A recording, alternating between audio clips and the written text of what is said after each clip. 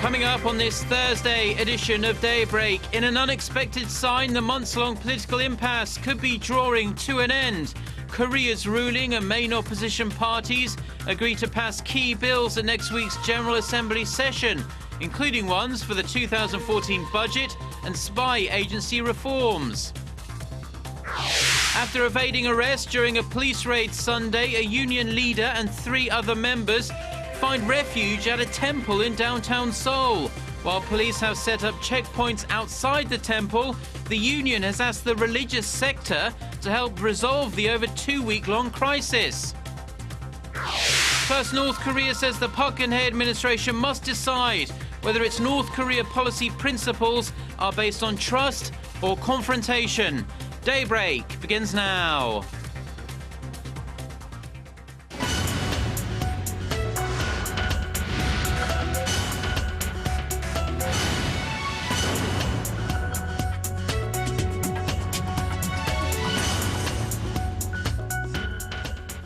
You're watching Daybreak on Thursday, December 26th. I'm Choo in Seoul. In an effort to end the prolonged parliamentary deadlock, leaders of Korea's 2 main political parties met on Christmas Day, after which they agreed to pass key pending bills next Monday. The bills include ones for next year's budget and spy agency reforms. Our Hwang Ji-hye reports. Could Korea's rival parties be ready to lay down their swords and pass a number of key bills that have been held up over bipartisan bickering in recent months? Officials from the ruling Saenuri Party and main opposition Democratic Party met on Wednesday and agreed to pass next year's budget bill this coming Monday. The 357.7 trillion won, or roughly $340 billion budget plan for 2014, drawn up by the government in September, has been stuck in the legislature amid a deadlock between the ruling and main opposition parties over allegations that the National Intelligence Service tried to sway public opinion in favor of now President Park Geun-hye ahead of last year's presidential election.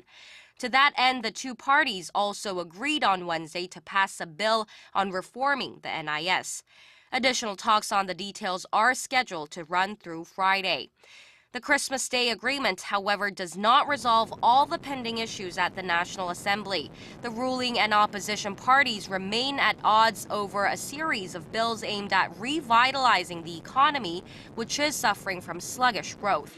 President Park Geun-hye urged policymakers earlier this month to pass the legislation, saying it's needed in order to maintain the momentum of recovery seen among record-high exports this year. Hwang Ji-hye, Arirang News. As the country's rail strike rumbles through the midway point of its 3rd week, at least 4 union members, including one of the leaders, are now holed up inside a Buddhist temple in downtown Seoul in an attempt to evade arrest. Our Kim Ji-yeon has the details. 17 days in, the railway union and the government remain deadlocked. At least 4 union members, including Deputy Labor Union leader Park Tae-man, all of whom evaded arrest during a police raid in Seoul on Sunday, have reportedly sought refuge inside the Chogesa temple in the capital. Around 250 police officers have set up outside to arrest any of the individuals should they set foot outside the temple, but authorities say they have no immediate plans to send officers in. The union spokesman Baek Sung-gun said the union members entered the temple on Tuesday night. He also urged the government and the state-run railway operator KORail to halt plans to create a new railway operator, which the union says is a step toward privatization. We ask for the public's understanding about why we were so desperate as to seek help from religious circles as we try to protect ourselves from authorities. The country's political rival parties are divided on how the authorities are handling the standoff. The ruling Saenuri Party says the union should stop using the temple for personal gains and should turn themselves in. The main opposition Democratic Party says the police operation around the temple is inappropriate and call for a better approach to resolve the conflict. The current standoff was prompt after the union declared an indefinite walkout on December 9th in protest of a plan to form a subsidiary that will manage New Korea train express routes departing from southern Seoul. The government has denied since day one of the strike that it's moving toward privatization, saying instead that management of the railway operator must improve, pointing to its debt of $16.6 billion. But the railway union members show no signs of backing down. They call for rallies throughout the nation on Thursday and a large-scale protest in Seoul on Saturday. Kim Ji-yeon, Arirang News. North Korea has demanded South Korean President Park Geun-hye decide whether her policy toward the North is based on trust, which she says it is, or confrontation. In a statement on Wednesday, Pyongyang's committee that handles inter-Korean affairs said the Park administration needs to choose whether it wants to continue on its path of confrontation and war, adding that this policy would only lead to self-destruction. It also criticized President Park's inter-Korean policy, saying it does not differ from the former Lee Myung-bak administration's hardline North Korea policy. President Park's so-called trust-building policy aims to thaw relations with Pyongyang by rebuilding trust. On Christmas Day, here in the South, President Park visited a group home for children in western Seoul to share the holiday spirit. The presidential office says President Park visits to the SOS Children's Village, named the most outstanding child support facility by the Welfare Ministry, was aimed at giving some inspiration to the children and listening to the needs of the staff. It was President Park's first visit to a children's facility since entering office. On Christmas Day last year, the then president-elect delivered meals to senior citizens living alone in the capital. People across Korea celebrated Christmas on Wednesday by gathering at cathedrals and churches for masses and services. At the Vatican, Pope Francis celebrated his first Christmas as Pope by preaching a message of love and forgiveness. Our Park Ji-won has more. On Christmas Day, churches across Korea welcomed the birth of Jesus with religious services. I wish you all had a grateful and joyful morning, thanking God for His love. At Myeongdong Cathedral, the main Catholic church in central Seoul, Archbishop Andrew Soo-jung presided over a Christmas Mass at noon, attended by hundreds of people. He stressed simplicity and humility in the way of Jesus and urged people to try and understand other people's pain. I hope you will all be more humble and lower yourselves to embrace the pain of the world. He also called on people to share God's love with their neighbors, including those in North Korea. Over at the Vatican, Pope Francis presided over his first Christmas Eve Mass since becoming the leader of over the world's 1.2 billion Catholics in March. Some 10,000 people and more than 300 cardinals, bishops, and priests attended the Mass at St. Peter's Basilica to celebrate Jesus' birth. The 77-year-old Pope urged people to stop focusing on themselves and open up their hearts to God and their neighbors. If we love God and our brothers and sisters, we walk in the light. But if our heart is closed, if we are dominated by pride, deceit, self-seeking, then darkness falls within us and around us. Do not be afraid. Our Father is patient. He loves us. He gives us Jesus to guide us. Pope Francis also delivered a message of hope, especially for those who remain in darkness in the world, that they will see light, citing a famous Bible quote from the book of Isaiah. The first non-European pontiff in 1,300 years will also lead a year-end Mass at the Basilica, followed by a New Year's Mass next week. Park Ji-won, Arirang News. And the Christmas spirit descended upon all four corners of the world, from the front lines in Afghanistan to the typhoon-ravaged Philippines. Our Sun Jung-in shows us how the special holiday was observed around the globe. In Beijing, people gathered at a cathedral in the capital for a Mass on Christmas Eve, where they made wishes ahead of the new year. I came here to pray for prosperity in the coming year and for the health of my family. In Afghanistan, the tension of the war is still palpable, but on Christmas, soldiers stationed there lay down their arms to pray for peace and to see their families again. I want to send a message to my family that I love them and that I promise to return to my country safe and sound. Over in the Philippines, which saw devastation on a massive scale when a typhoon struck in November, people gathered at a cathedral to share the spirit of the season. People in some of the affected areas are still without electricity or water, and many find it hard to expect Christmas gifts this year, but they're grateful to be alive. But we have to move on because life is not going backwards, it's moving forward. In England, Queen Elizabeth II said in her annual Christmas message, it is important to pause and take stock of big events amid life's distractions. She also stressed the need to achieve the right balance between action and reflection. The people of the world may all be in different situations, but they all share one wish in common: love and peace this Christmas season and into the new year. 손정인, Arirang News.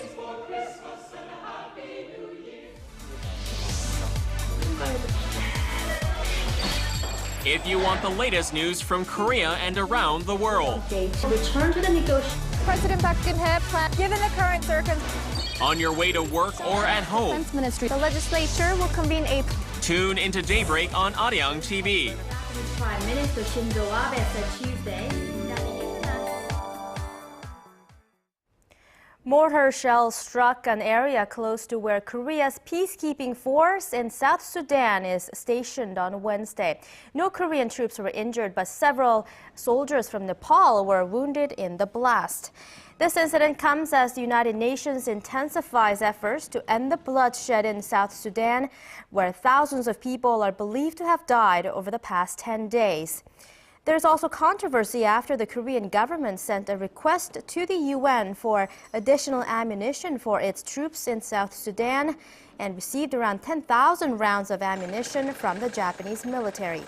Korea's foreign ministry dismissed claims that its acceptance of ammunition from Japan could be used to support Tokyo's pursuit of boosting its military role in Northeast Asia.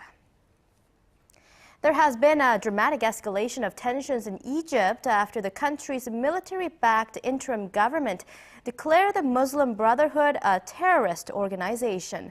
The country's deputy prime minister made the declaration on Wednesday, which now criminalizes all of the Muslim Brotherhood's activities, giving authorities more power to crack down on the Islamist movement. The Muslim Brotherhood had been waging violent protests on a near-daily basis since a military coup toppled President Mohamed Morsi back in July. The decision came a day after officials blamed the Brotherhood for a suicide bombing at a police station near Cairo that killed 16 people. Two bombs in Christian areas of the Iraqi capital Baghdad have killed at least 35 people. Officials say the first bomb went off as worshippers were leaving the church after a Christmas Day service, killing 24. Another bomb exploded in a crowded market at a separate, mostly Christian area in Dura, killing another 11 people. No one has yet admitted carrying out the attacks. The violence targeting the country's Christian community has increased steadily since the fall of Saddam Hussein in 2003. Hyundai Motor will see its annual sales in China top the 1 million unit mark for the first time since it entered the market 11 years ago. In a statement Wednesday, Hyundai said it had sold around 1 million vehicles in China between January and December of this year. The estimated sales figure is up around 20% from last year's and surpasses the company's target of 970,000 vehicles for this year. Hyundai also says its cumulative sales in China now exceeds 5 million vehicles.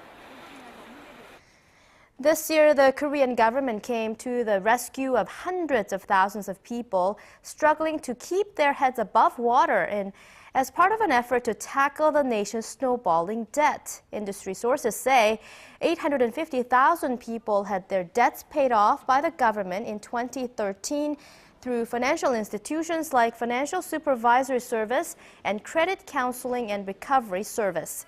That is the largest number ever of people to be bailed out by the state and exceeds the initial expectation of around 700,000. Financial institutions expect more than 900,000 debtors to be rescued through government funds next year. One of Korea's leading research institutes has developed a new technology that allows smartphones to initially connect to other devices without the fuss of exchanging contact information. Our Paul Lee shows us how this visual communication technology could revolutionize how people interact. Movies often portray smartphones as futuristic devices that can instantly connect and control their digital environment, all without the need of tech support. But that future may be closer than we think. A new technology developed here in Korea aims to do away with punching in passwords or email addresses when users want to connect with each other and nearby devices. It's a technology called visual communication that's been developed by the Electronics and Telecommunication Research Institute, or ETRI. The target device is shot at with a radio beam. The beam then helps to automatically find the target device using the imaging technology. In principle, this should allow for communications connections to be quickly established.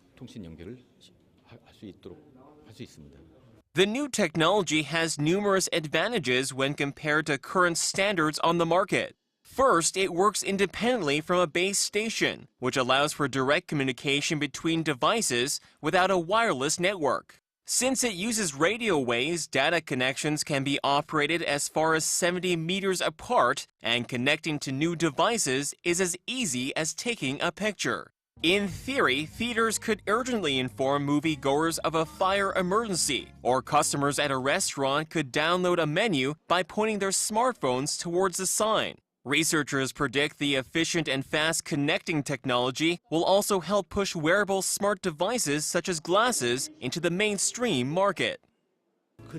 The market creation effect of these proximity-activated mobile services is quite large. One can estimate this market creation effect to be worth roughly about 950 million US dollars. If adopted as an international standard, the fusion of visual and wireless communication has the potential to usher in a new era of mobile services and greater convenience for consumers. Paul Yi, Arirang News.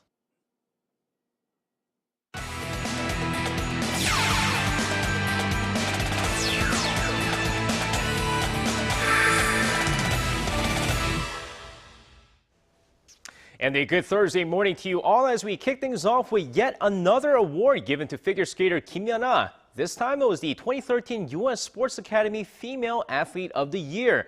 Now, through an online voting, the 23-year-old figure skater beat out names like Serena Williams and Misty Franklin to win her second award since receiving the honors back in 2010. Now, Kim Yuna's amazing return from her hiatus resulted in the top honors as tennis star Rafael Nadal received the Male Athlete of the Year award. Meanwhile, Kim Yuna is preparing for the upcoming National Figure Skating Championships set to take place early next month.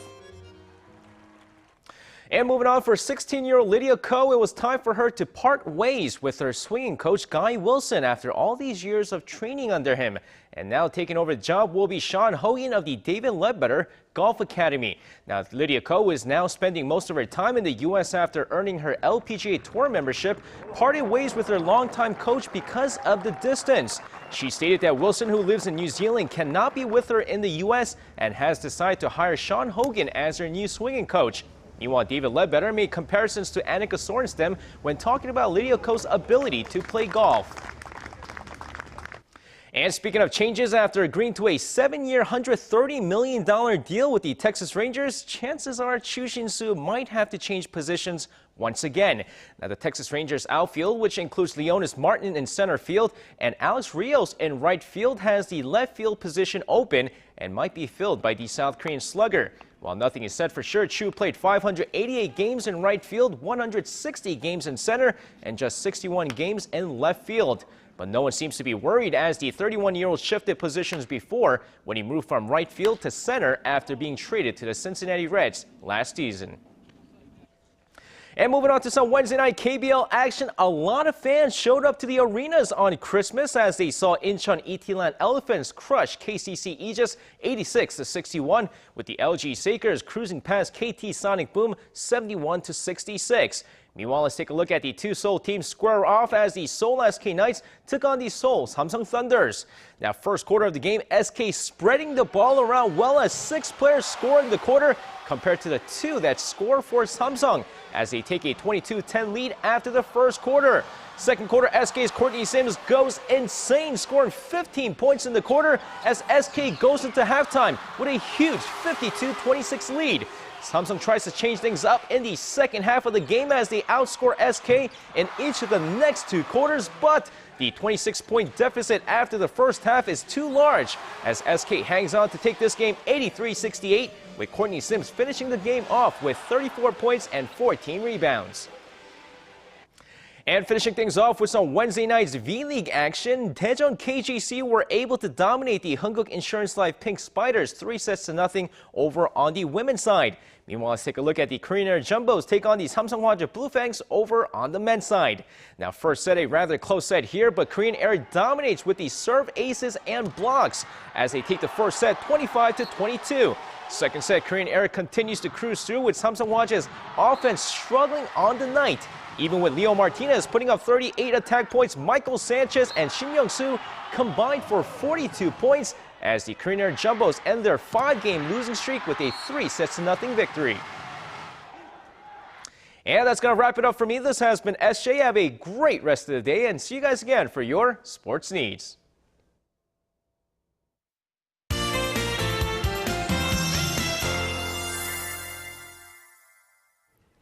Good Thursday morning to you. I'm Lee Ji-hyun with your latest weather forecast. Well, I hope you had a wonderful Christmas day yesterday with your family and loved ones. Well, luckily, today's morning commute will not be a freezing one. The morning lows are starting out at -1 here in Seoul, which is about 3 degrees higher than what we had last couple of days, but afternoon highs will be a couple of degrees lower than yesterday. And right now we are looking at patches of clouds hovering over the peninsula, but a bit of rain and dust of snow is scheduled to arrive this afternoon in most parts of the country, with accumulation about 1 centimeters in the west and 1 to 3 centimeters in the Gangwon-do, but that should all let up in the late afternoon, and things will get noticeably cooler starting tonight. So tomorrow morning we'll wake up to -8 and daytime highs will stay in the minus side as well. So get ready to gear up with your winter accessories again. With that in mind, here are the readings for today. Well, morning low in Seoul is starting out at -1, but afternoon highs will peak to 3, while Daegu and Gwangju wakes up to daily low at -1, and we'll get up to 7 and 6 respectively, and Busan should climb into 9. Now let's see how other regions are looking. It looks like Jeju should see a high of 8 in the afternoon. Daejeon and Dokdo will reach at 5 and 6, but Mount Kumgang will be topping out at -5. Now that's all for Korea, and here's the global forecast for viewers around the world.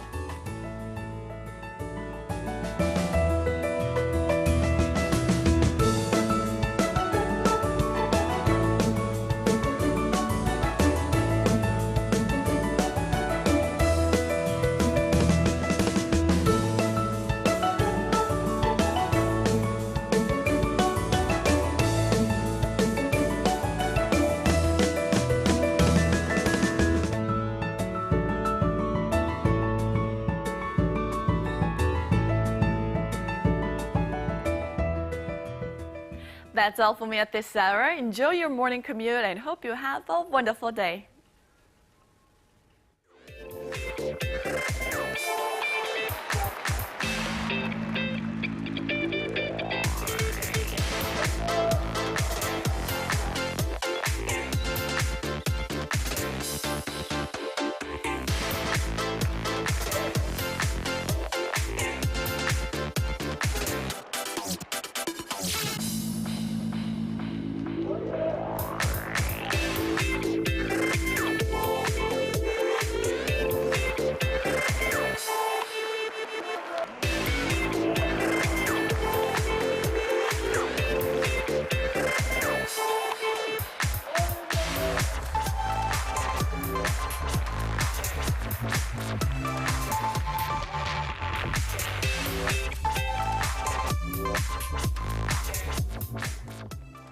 And those are the stories we have for you this hour. Stay with us throughout the day as we bring you the latest headlines.